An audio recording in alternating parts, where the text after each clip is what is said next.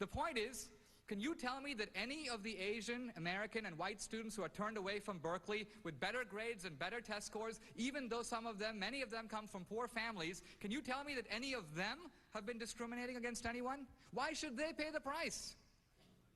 If there are discriminators at Brown, find them and fire them. Why do you make innocent students pay?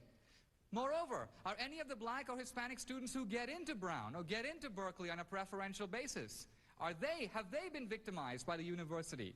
In other words, we have developed a very crude system of social justice. Now, Professor Wu says, I don't want to have a university that's all white.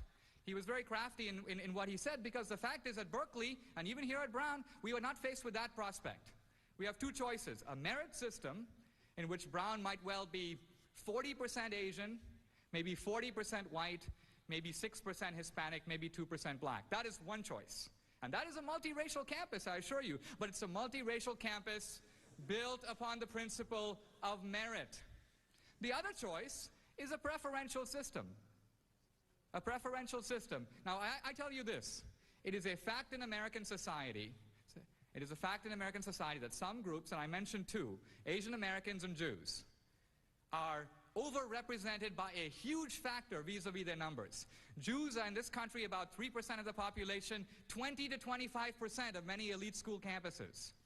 Asian Americans, the same story. Now, it is a fact that you cannot reduce the number of you cannot raise the number of underrepresented groups without simultaneously reducing the number of overrepresented groups. And so when you have preferential policies that let in groups that don't do well, you're going to have preferential policies that discriminate against groups that do well. And so one question for Professor Wu is, what does he say to the Jewish student or to the Asian student who has good grades, who has good test scores, who has strong extracurriculars, but is turned away from Brown for no fault other than the color of their skin? I would like him to try to answer that question. I seem like I'm almost out of time, so let me conclude on this point.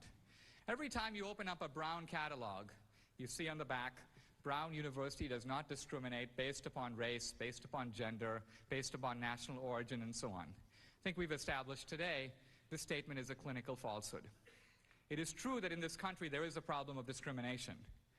But I rest my case on the notion that if we want to get rid of race as a factor in decision-making, the best way to do that is simply to get rid of race as a factor in decision-making. Thank you.